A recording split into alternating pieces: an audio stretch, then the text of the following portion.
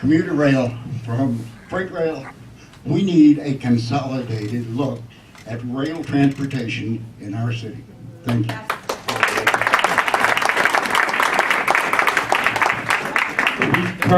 We're not keeping you from doing any studies or looking at that. But the assumption here that you miss on is that CSX is going to be operating. And this is our only route through here, so we're going to be operating through it. Regardless if we have a new I'm Faisal with DDOT. I'm not going to answer the CSX question or anything. I'm just going to respond back to Mr. Edwards' comment about DDOT and multiple project managers and no coordination.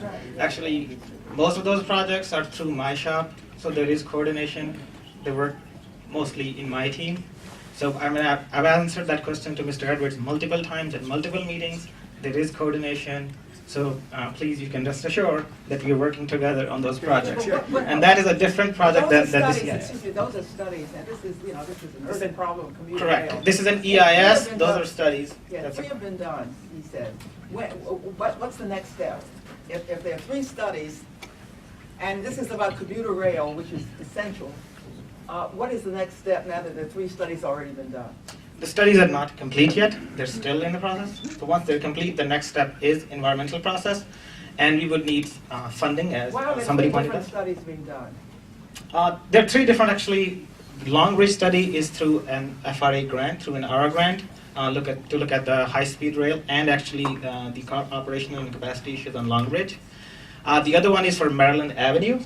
And actually, it's not a railroad study, it's for Maryland Avenue itself, but by default, since the setting is right next to Long Bridge and closer to Virginia Avenue, when it sits right there, that is the second study Mr. Edwards was mentioning. The third one, I believe, is the Virginia Avenue EIS that he's referring to.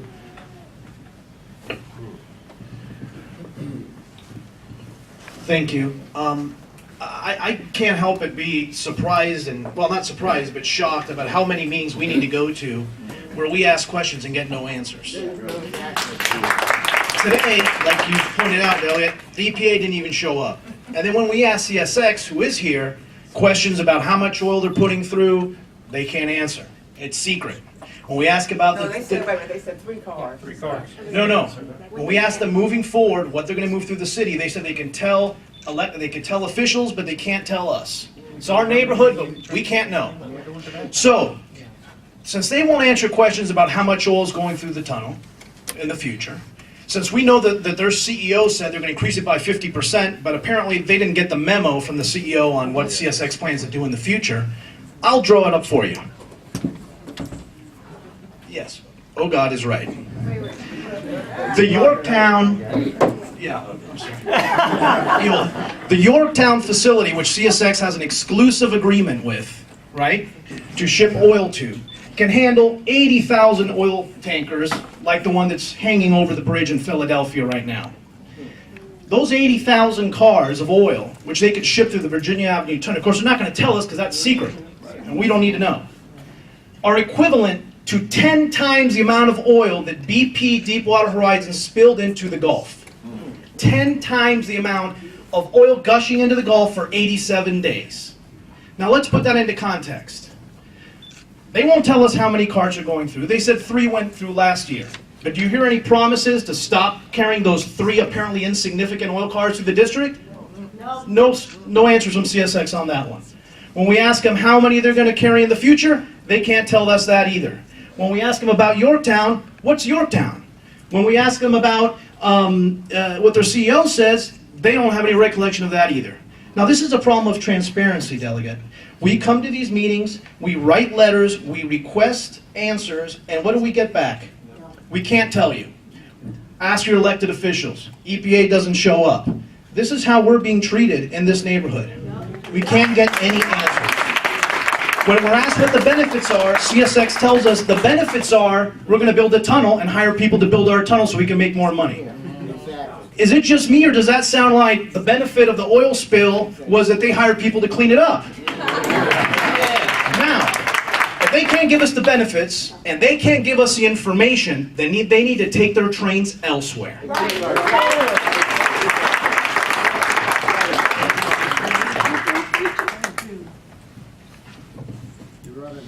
So this is to piggyback off of a concern that both the EPA had and that you voiced earlier today, and it also sort of goes to my concerns about the thoroughness and accuracy of the draft EIS and ultimately the final EIS, which is at our last meeting at the Senior Center with Representative Norton. One of the issues that came up was vibration. And what we were told and guaranteed is we did a study and the impact will be no vibration to the homes in the area. And that's what was determined is, hey, vibration isn't even a problem, you're not going to feel it. Several witnesses told the government agencies that, in fact, there is vibration today. Come on by, have a cup of coffee. No one has opened up that can of worms. Tell us when a train's coming by. Bring over the measurement tools. I will show you the vibration in my office. My neighbors will show you the same. So it is demonstrably true that there is vibration in our homes as a result of the trains going by today, and therefore logically will be additional vibration as a result of construction and double-decker trains going through in the future. So my question is this. We were talking about new information that may lead to kind of an addendum to the final EIS. Is this new information to you right now that there is in fact vibration as a result of the trains going by today?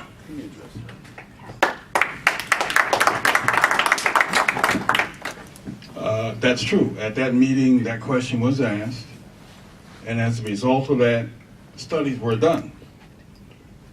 You want to talk about those studies that were done addressing the issue of vibration? We have gone out and done new vibration readings, and you're not going to like my answer, but you're going to read about it in the FEIS. You will see those new readings and that new analysis. Now, I want to address a couple things you brought up. You've jumped to a little bit of a conclusion that double-stack trains are heavier than the existing trains, and you've jumped to the conclusion that logically there'll be more vibration with a new tunnel.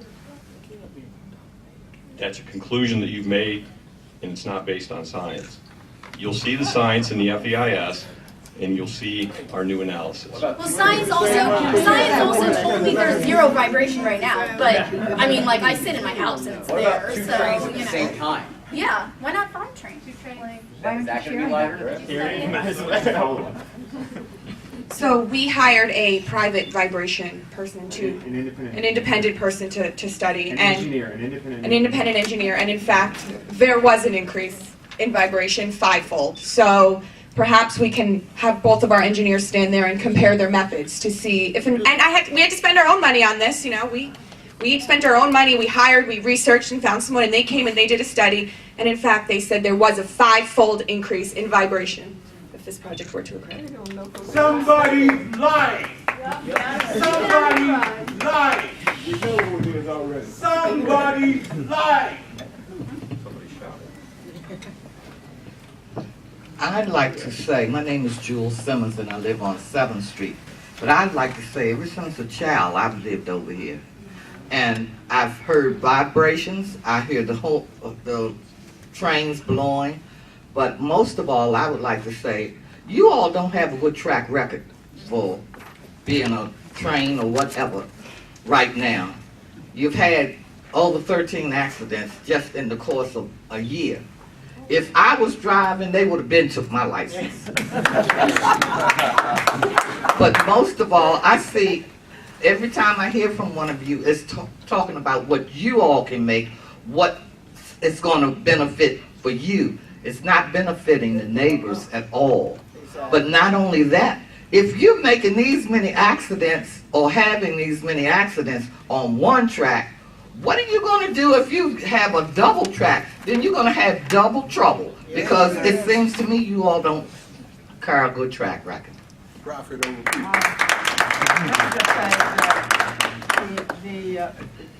The EPA comments assume the vibration is occurring. Yes. It says, how will the public be informed about additional noise mitigation that will be developed during final design? It would be helpful to provide noise contour maps for existing construction and post-construction conditions for each alternative. So in terms of vibration, I mean, the whole notion, we live in a train area that there's no vibration is absurd. The question is have you all ever stated that there's no vibration there? Yes. No, I'm asking, I'm asking CSX. Is that your position, that living this close to the railroad, we're right now very close to a railroad, is it your view that there's no vibration? There is vibration in every urban corridor. I sit in my building, I'm on the 10th floor, I can feel vibration. Is it the mechanical system in the building? I don't know. There is slight vibration. There are vibrations.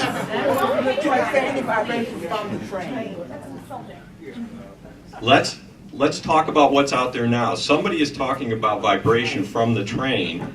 Is it when the train is going by, and how do you know when the train is going by? That's what our analysis looked at. We looked at when the trains were going by, when they weren't going by, and we looked at 2 trains going by at the same time, but you can't do that in the tunnel because it's not double tracked.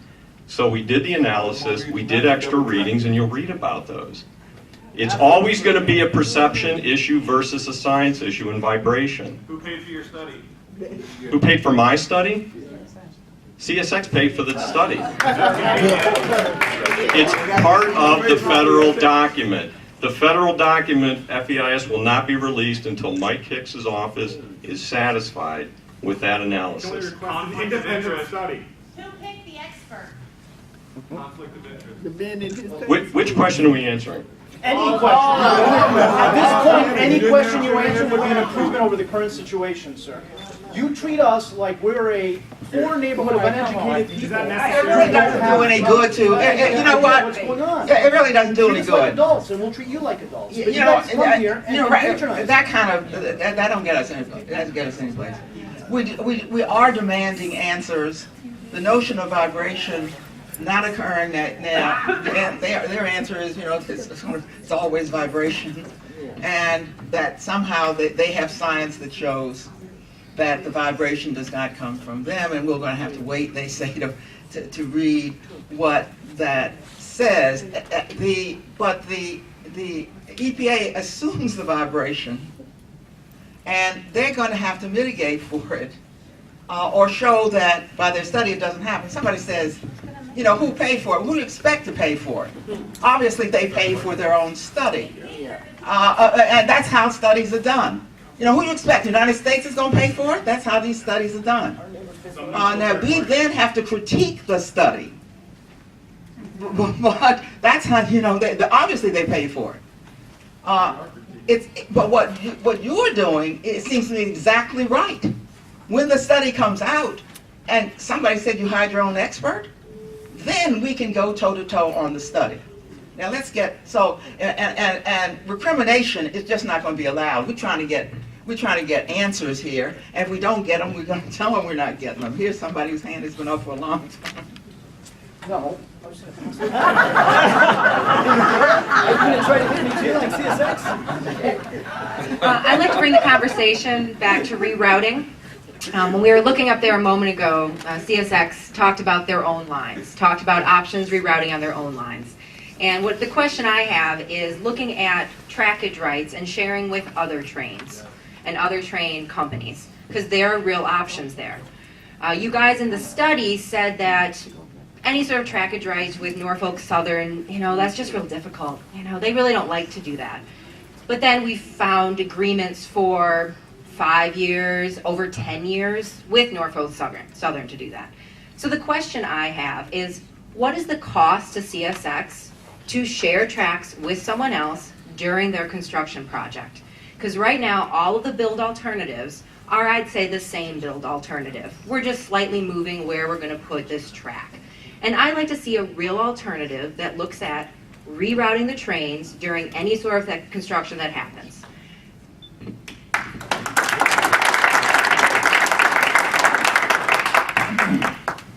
So you're right, I was up here earlier and I was addressing the rerouting issue, and it was, and I apologize because we got onto other questions, I did not finish my response. There were in fact three areas that we looked at very specifically in rerouting. The two that I mentioned, just to recap, was through Union Station. Secondly, was on other CSX lines. The third, as you point out appropriately, is on other freight lines, which, given the freight network through this part of the country, would be Norfolk Southern. That was looked at in detail, and it was eliminated not on a basis of cost, but on a basis of impacts. It's capacity of those lines, it's the connectivity of those lines, and the existing rail structure and things that would have to be added. Not because that would cost money, but because there were impacts to that, because the places that additional track would have to be routed would necessitate, at least in one location, the taking out of a number of houses. So it was that cumulative analysis that led to, and then even looking at the volume of traffic, it was looked at, could that, so with essentially three options for rerouting, in total, could the volume of trains that currently pass through the Virginia Avenue Tunnel be rerouted in the best manner on those three options, and would it be less impactful? And the answer was it would not. So in terms of agreements, not an expert on it, but yes, freight railroads do, in very select areas with very distinct parameters, do track right agreements, joint operating agreements, that sort of thing. But there are a number of factors. The fact that it can happen under some circumstances, given the geography, given the track capacity, given the amount of cargo that is moving over that route, it can be done. That is not to say that it can be done everywhere, given all those parameters. And the specifics of that reroute on Norfolk Southern was viewed as not feasible. Let me just say something. During the horrific hazmat controversy, I worked with some folks to go around TC, and then I found I was going into other people's districts. So the whole notion of rerouting is very, very interesting. But what got me off of that was that I couldn't take it from DC and give it to Moran or to others. So that is something that we would have to look at very closely, given if it's not impacting us, who in the world is it impacting? And who haven't we heard from? Who was to be next? Can I please follow up? What is your follow-up? My follow-up is that none of this information was provided in the DEIS. We were brushed off. And I think it needs to be a serious consideration because it's a way to shorten construction time, shorten the construction impacts. You're saying the information about the impacts on other communities was not provided? Temporary reroute. What would be the benefit cost to doing that? That was never provided. As one of the alternatives. Right, and yeah. I'd like to be able to verify the accuracy of the information that he's just presented. We can't do that if we just have general claims that this will impact them. Well, how do you propose to do that then? If he tells us, gee, we can't do it because I would like to see Norfolk Southern on record as saying they can't handle the capacity. I would like to know what houses need to be taken down in order to do this, and is that really true? Because we found so many flaws with the error, with the information presented in the EIS. We'd like to verify. Mine is really the same question, and I guess I'm just curious. It does seem to me like this seems like it's kind of a done deal. You all have selected that you want to open this tunnel, and you want to leave this open for 3 to 6 years, and you want to run these trains through here. My question is, why do you have to run the trains through it during construction? It seems to me you can make this a much faster deal if you just opened it up, fixed it, put the top back on, and started running trains. Why do you have to run trains through it with it being open? CSX question. CSX, why? They make more money.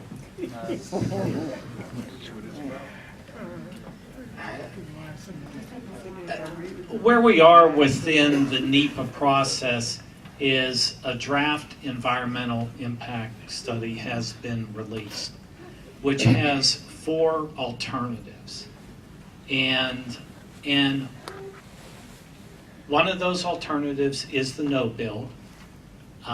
Two of the alternatives does, just simply speaking, have trains operating within an open trench for a certain period of time.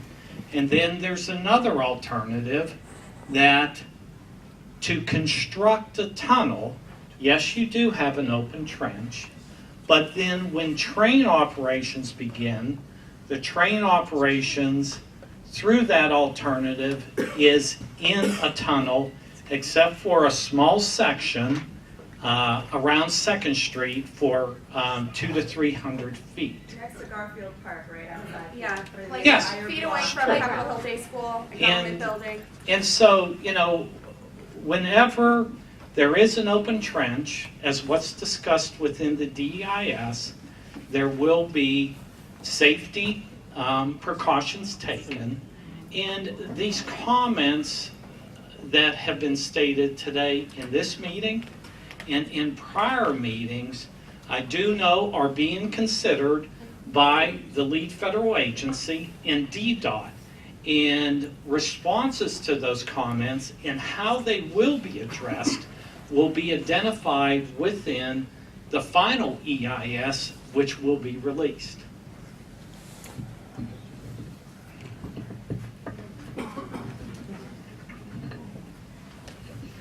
I'd like to get back to the NTSB recommendations that came out this week. So I've got a two-part question.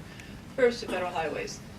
Do you consider the NTSB recommendations that Debbie Hersman just came out with, talking about rerouting, new information such that you should be looking at them before you finalize your final EIS? National Transportation. They just come up, this is another agency that's very relevant, and that hadn't happened. These regulations hadn't, these comments had not happened at the time. And her question does seem to me, is this new information, the NTSB? Comments? Yes, Did you say what the NTSB said? Yes, ma'am. They talked about rerouting. And through areas that are high, if you have areas that are highly populated, NTSB recommended that you look at rerouting of hazardous materials. Okay. But again, as mentioned, and this has to do with the purpose and need of the project. We have to get back to that issue. What is the purpose and need of this action that CSX wants to do? Rerouting is not the purpose and need of this action. That's just something that was considered when we looked at the various alternatives to be considered in the draft document. We looked at rerouting as an option, as one of the alternatives, and that rerouting did not meet the purpose and need of this project. It just doesn't meet the purpose and need of this project. The purpose and need of this project, in a nutshell, is to rebuild Virginia Avenue Tunnel. And that rerouting, even though it was considered, it does not meet that purpose and need. Answer the question. What question? The NTSB is report. But if it talks about the rerouting issue, that was addressed in the draft document. We looked at rerouting in the draft document, and those alternatives that were rerouted, that considered rerouting, did not meet the purpose and need of this project. But the NTSB recommendation is what's new. Who decided the purpose and need?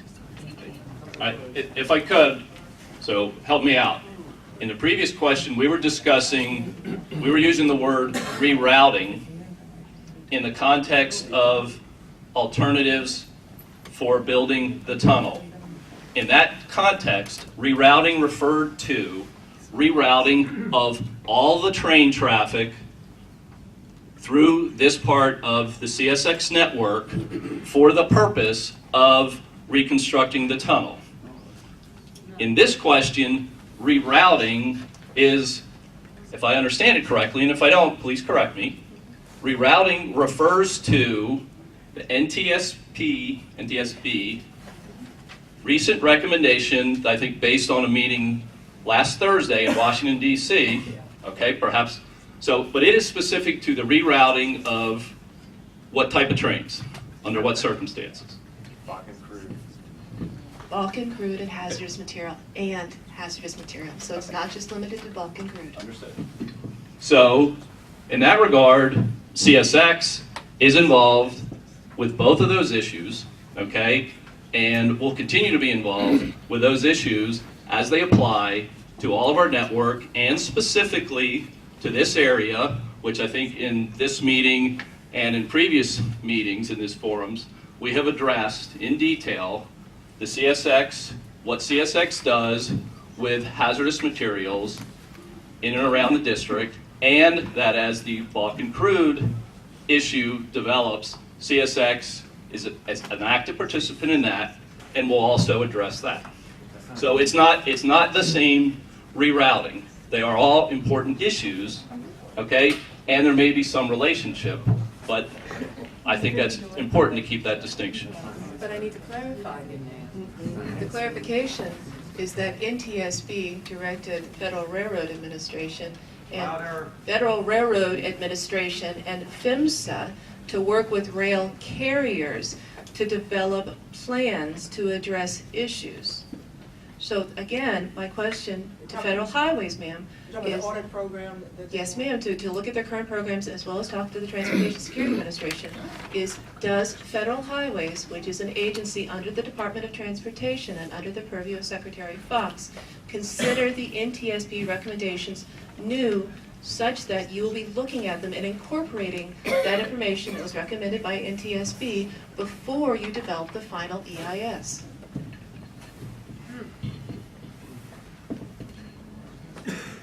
This information you've just mentioned is new to me. I mean, you said it came out last Thursday? Yes, sir. All right, this is it? Yes, sir. So we will consider it, we will look at it, but this is just how new that is, because until you mentioned it, I had no knowledge of it. So we'll take this back, we'll take a look at it, and we'll address it, okay? You know, the NTSB is not talking about during construction, they're talking about period. They want careful route planning by railroads carrying hazardous materials to avoid populated and other sensitive areas. And they're not talking about during construction. They're talking about, now, the problem that the NTSB is going to have is obviously there's an existing railway network. And then they go on and talk about an audit program that if you have to go through areas of this kind, they would put a whole lot more requirements, including, they say, be prepared to handle worst case accidents. No, and I'd like you to take back to your colleagues on Congress. I'd like you to take back to your colleagues at Congress to see if the precedent that was set for them just reconstructing the tunnel instead of them expanding on it. Was that a precedent in which they're not abiding by? I'd like to find out from the rest of your colleagues. I'd like you to ask that question to the rest of your colleagues on the Hill. My turn. Thank you for allowing the platform, Delegate Norton, and all those who are here to give your view. But I want to get back to the community. I am someone in the neighborhood. I am a mother of 4 children. My youngest daughter is special needs. And we keep forgetting the crust of this, that we live here. This isn't a business community per se. This is where we live. In order for emergency transportation to get, or help to get to my daughter, there is a trench that will be in front of my home.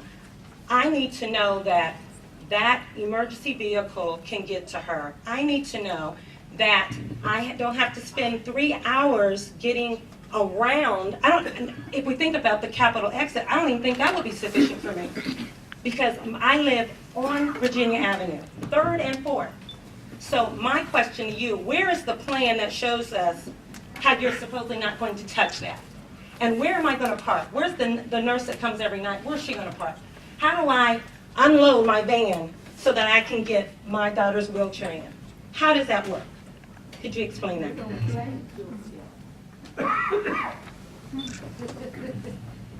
Thank you for your comments. We're well aware of your situation.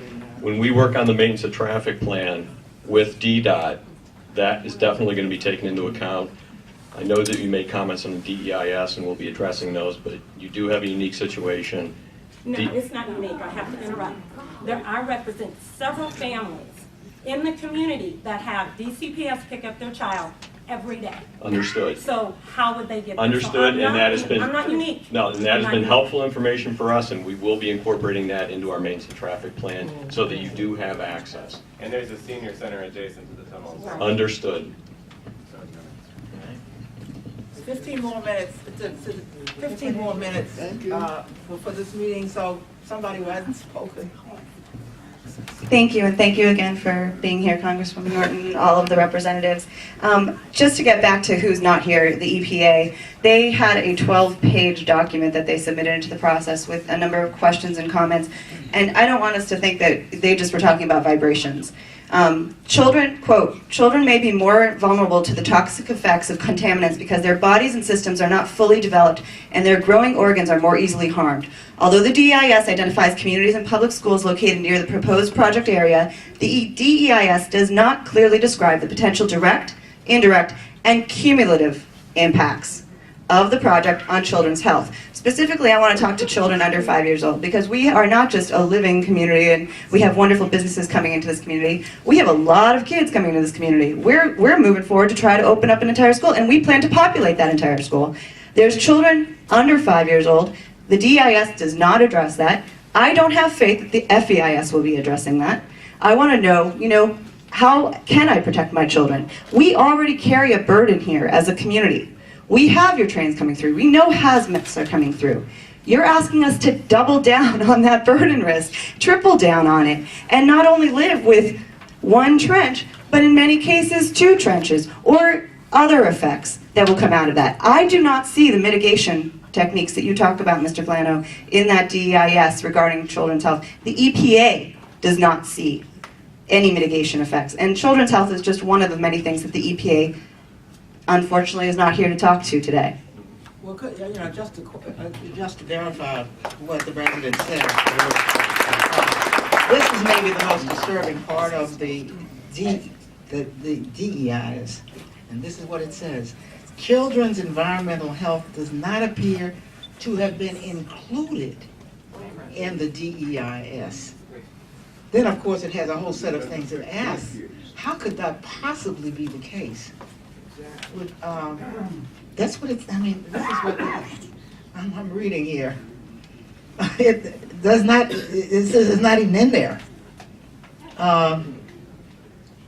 Some limited information and so forth recommends that the EIS include an evaluation of potential direct and indirect cumulative health impacts on the project and so forth. And this notion about children especially under 5 in a neighborhood where you see nothing but baby carriages, it does seem to me to be important.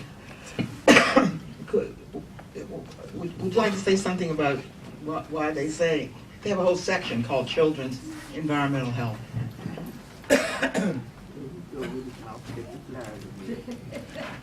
Typically when we do a NEPA document, we consider what we call Title VI. So Title VI normally looks at EJ, looks at senior disability, but normally children's health as a separate issue. Hold the mic up to your mouth. Yeah. Typically, children's health as a separate issue is not something that we sort of break out. That's an area that, again, it's been brought up, we will look at it. Okay, wait a minute, I'm just telling you, in terms of NEPA, we look at Title VI, this issue's been brought up, and we will address it. That's what I'm telling you. It will be addressed in the final document. Now, let me say one other thing. Let me say one other thing. Now, and I'm not a proxy for EPA, but EPA, if they had came, could not, in this type forum, discuss their comments that they made on this document. They could not have discussed them in a public forum. That's something they discuss agency to agency, but if they had come here, they could not stand here in front of in this particular forum and discuss those comments with you. They couldn't have done it. Okay. We don't need an apologist for the EPA here. We didn't ask them to do anything but come here, summarize their comments, explain their comments. They could have done exactly what you did. You had the guts to do it, and that they did not come here is nothing to be excused by you or anyone else. Now let me just say, into this notion about what you're required to do, because that is amazing, Mr. Hicks, to hear you say that you don't do that. No, that you don't. Well, this is what the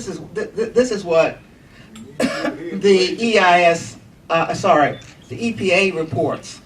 Executive Order 13045 on children's health and safety directs that each federal agency shall make it a high priority to identify and assess environmental health and safety risks that may disproportionately affect children and ensure that its policies, programs, activities, and standards address this risk. That has the force of law. And we will address it. We will address it. Hi, my name is Natalie Skidmore, and I live on Virginia Avenue.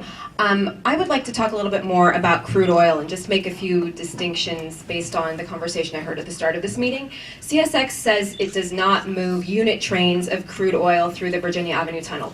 What that means is trains where every single car carries the same cargo of crude oil all headed to the same destination. What they do move are single trains of crude oil through the Virginia Avenue Tunnel, likely Bakken crude oil, and we heard in 2013 that was only 3 cars, is that correct? But what we are more concerned about, those of us who live right next to what you're proposing, is 2014 in the future. There is a new refinery coming online in Yorktown, Virginia, where likely Bakken crude oil, which I believe was admitted at the Mayor Gray meeting, is traditionally what CSX carries on its cars, could potentially end up. And we're looking at Bakken crude oil, for those of you